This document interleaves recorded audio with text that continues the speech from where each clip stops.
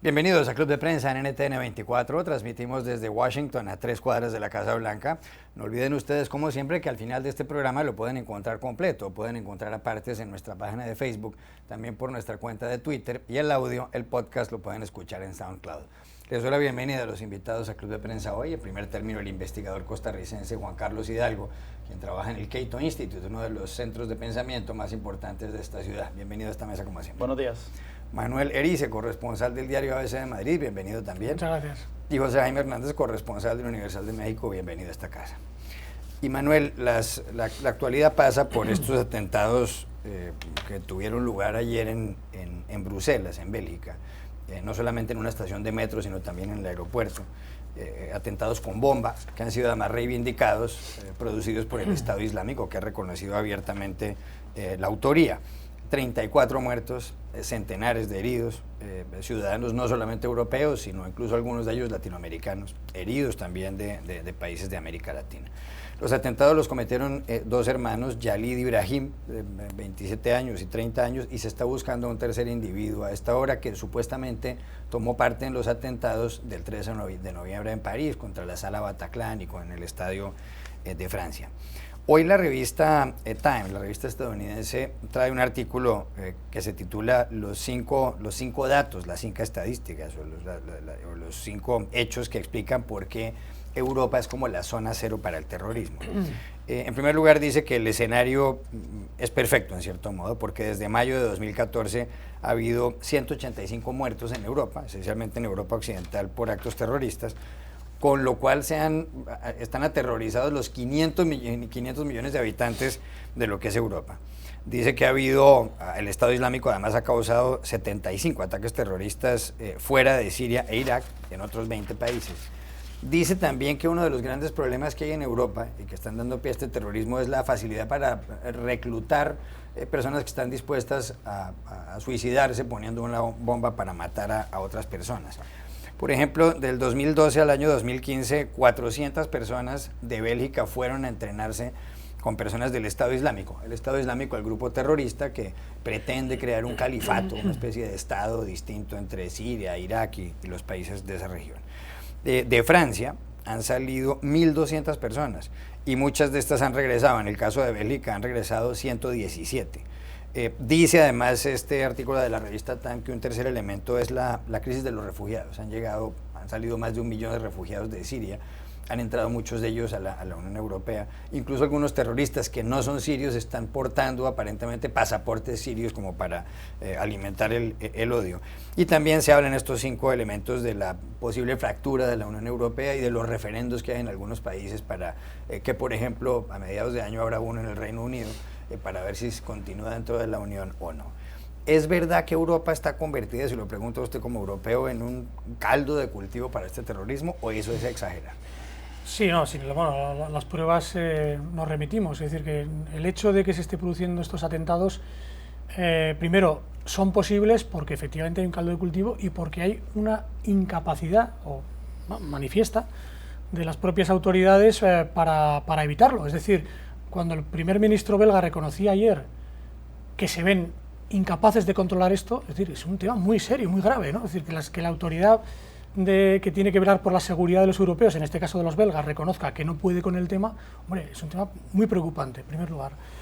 ¿Por qué ocurre esto? Porque fundamentalmente hay una serie de, la gran mayoría de quienes están cometiendo estos atentados, de los terroristas, son ciudadanos europeos, son ciudadanos franceses, son ciudadanos belgas.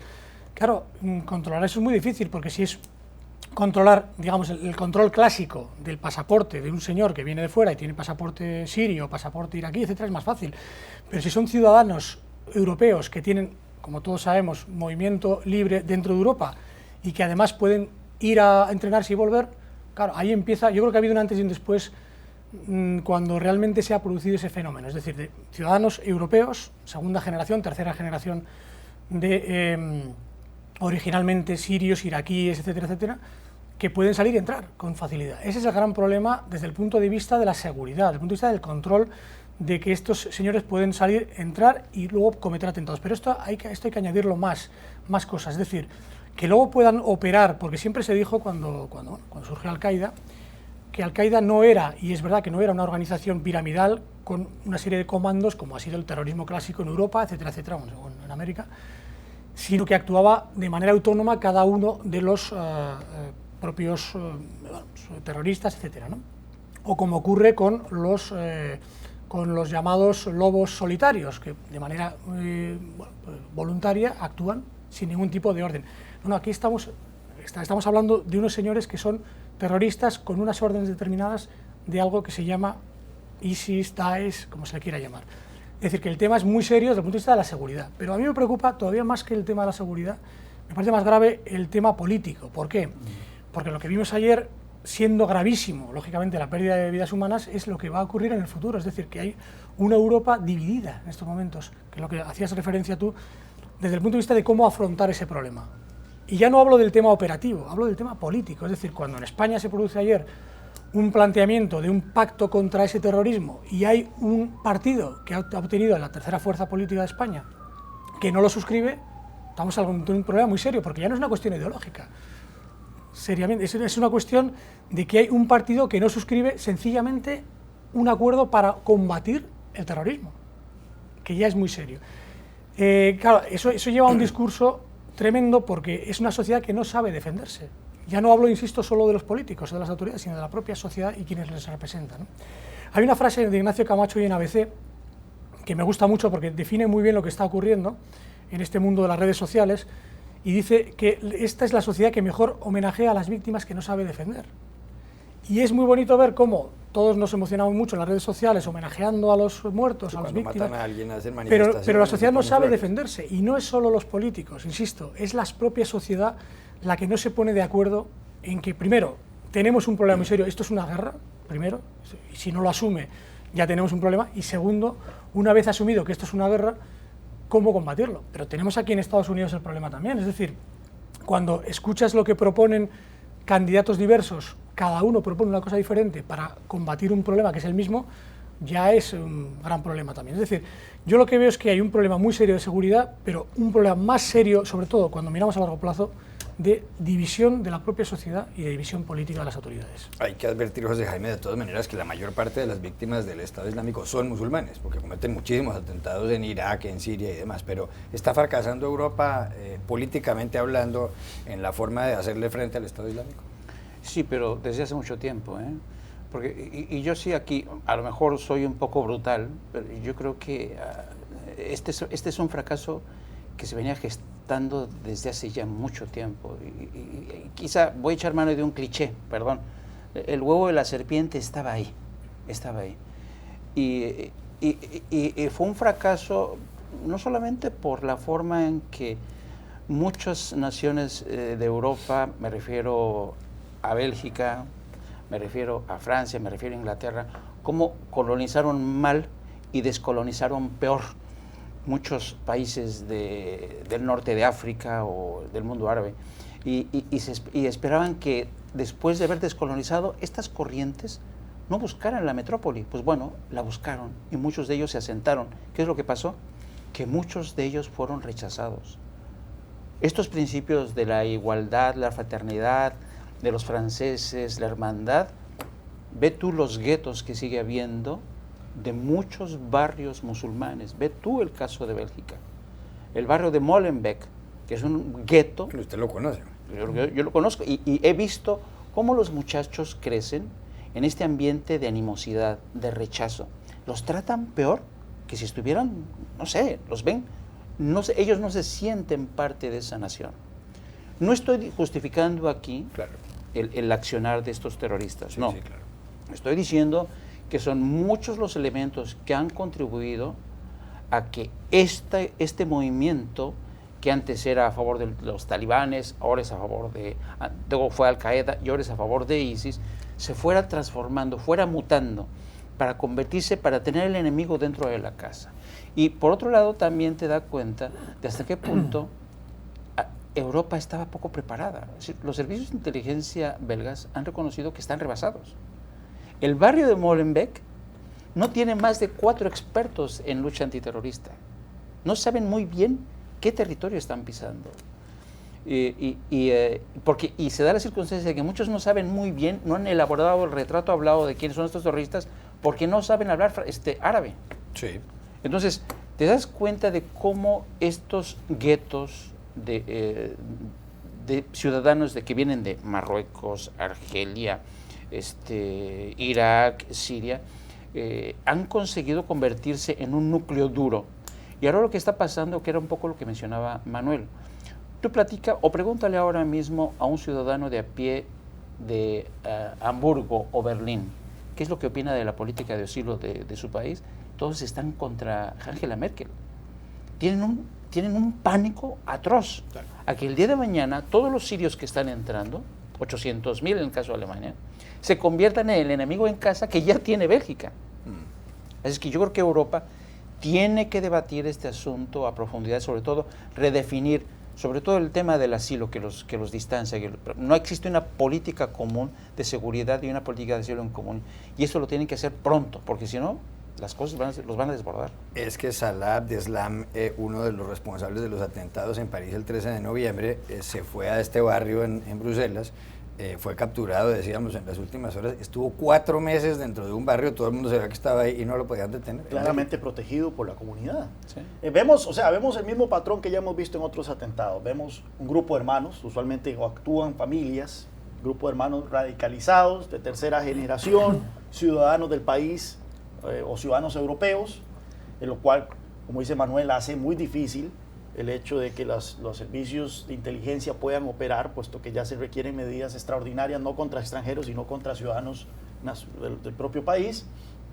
Y bueno, la misma historia de esa de radicalización, enajenación que sufren estas poblaciones dentro de sus países y que en parte explica este fenómeno del terrorismo. Yo había leído por alguna parte de que para darle seguimiento a un individuo se requieren aproximadamente 10 efectivos, 10 agentes de inteligencia.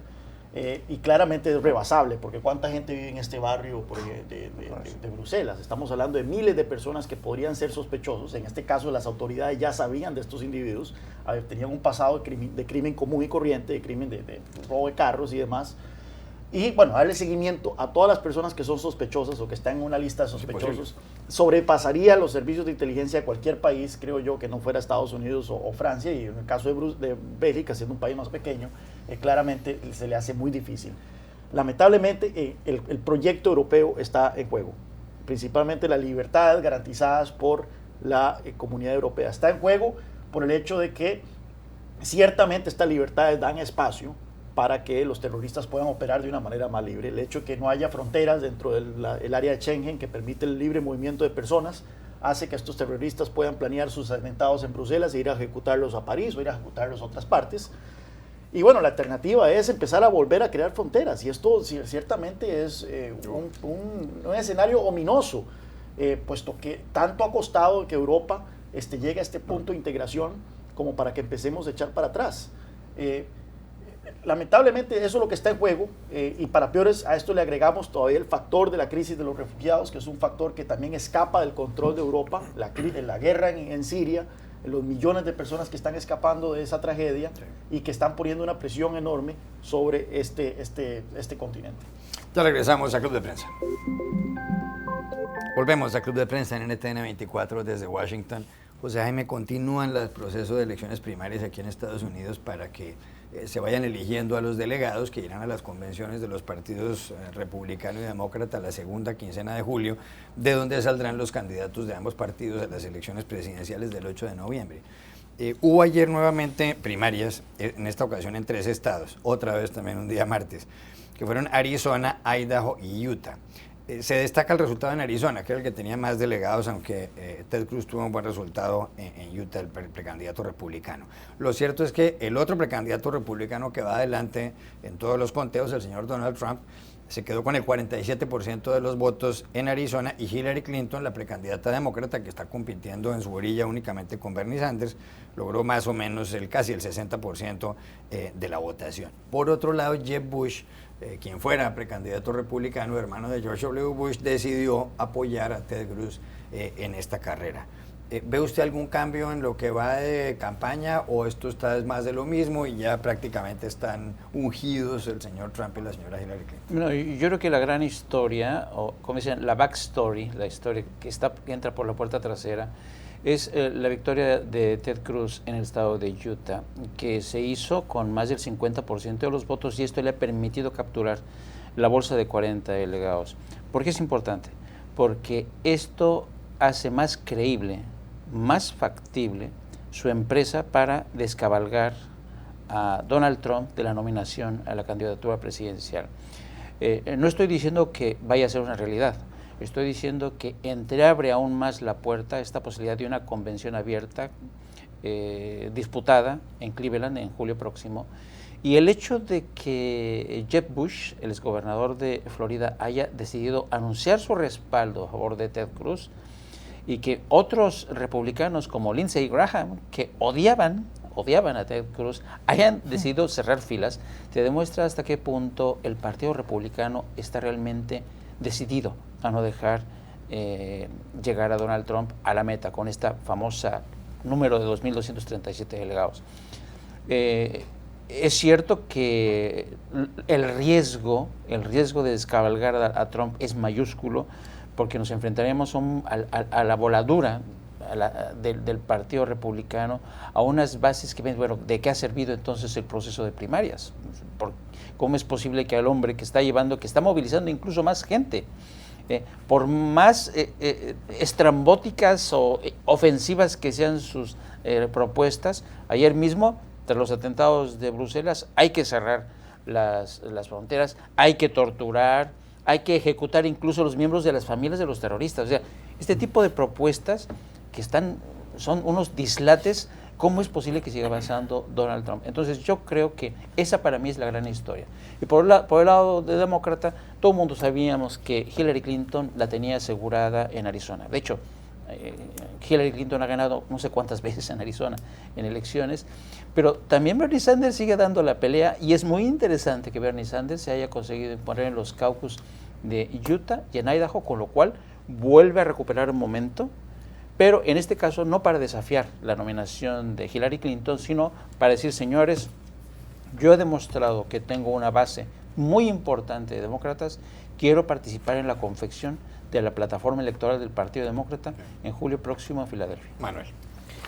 Bueno, aunque sea un poco aventurarse, todo indica que en la parte republicana nos estamos encaminando hacia una convención abierta, porque es verdad, el cálculo que se hacía ayer noche es que Trump necesita un 51% de los delegados que restan por repartir de aquí a California, que es el día 7 de junio el último, para lograr los 1.237, que son la mitad más uno, y ser nominado directamente. Pero la sensación que hay por lo que ocurrió ayer, efectivamente estoy de acuerdo que en Utah fue muy importante, es que Ted Cruz puede, ese dique de contención, sí, de alguna manera que se está convirtiendo en Ted Cruz, está creciendo poco a poco, y puedes minar lo suficiente para que no llegue Trump a esa mitad más uno. Claro, efectivamente el choque de trenes puede ser tremendo, porque la sensación que puede haber es que Trump probablemente gane en delegados, se puede acercar a 1.000, 1.100, por ejemplo, lo decía él mismo ayer, y él decía, claro, con 1.100 delegados, aunque no llegue a la mitad más uno, ¿cómo me van a quitar la nominación? O sea, ya estaba amenazando, diciendo, bueno, he sido el que más ha tenido y por tanto yo tengo que ser el nominado. ¿Y él podría lanzarse como independiente? Claro, entonces ahí es donde iba a ir. Si se produce eso, si tiene casi la mitad más uno pero no llega, y el movimiento del establishment es de tal magnitud que se produce una convención contra él y no es nominado, yo sí veo a Donald Trump como candidato independiente en una elección presidencial donde ya no es que pueda ganar, sencillamente es que lo que haría sería que perdiese el candidato republicano casi con toda seguridad, aunque es verdad que tiene un voto en parte transversal, pero hombre, lógicamente en una situación con tres candidatos, un republicano, un demócrata, claro, y un independiente como Donald Trump, lógicamente ganaría Hillary Clinton en ese caso, la demócrata, ¿no? Aquí lo interesante es que sale a flote la naturaleza no democrática del proceso electoral de Estados Unidos. Exacto, o sea, si nosotros vemos los documentos de los padres fundadores, principalmente James Madison, el federalista, eran muy conscientes de que la democracia podía llevar a excesos, la democracia podía desembocar en populismos muy peligrosos. Y entonces es por eso que crearon un sistema de gobierno que no es para nada democrático. Es más, originalmente solo la Cámara de Representantes era la única institución del gobierno que era electa por voto popular. El Senado era electo indirectamente, la presidencia es electa indirectamente, y los procesos de nominación de los partidos son procesos indirectos en donde se da y se ha dado fenómenos en donde un candidato llega con una mayoría de votos y no recibe la nominación. Nada más que con la venida de los medios de comunicación masiva, principalmente la televisión y radio, no se había vuelto a presentar este fenómeno que ahora estamos atestiguando, que es efectivamente que un candidato puede llegar con una mayoría de delegados, tal vez no la mitad de uno, pero sí con una mayoría abrumadora de delegados, con una cantidad abrumadora de delegados, y que se le quite la nominación. Yo creo que tal vez aquí es donde vemos un poco la sabiduría, dado que el candidato es Trump, la sabiduría que de los padres fundadores de Estados Unidos. Claro. Ya regresamos a Club de Prensa. Volvemos a Club de Prensa desde Washington para despedirnos porque se acabó el tiempo. Juan Carlos Hidalgo, gracias por haber estado aquí. Manuel Erice, gracias también. Y José Jaime Hernández, gracias igualmente. Y a ustedes los espero mañana nuevamente en Club de Prensa.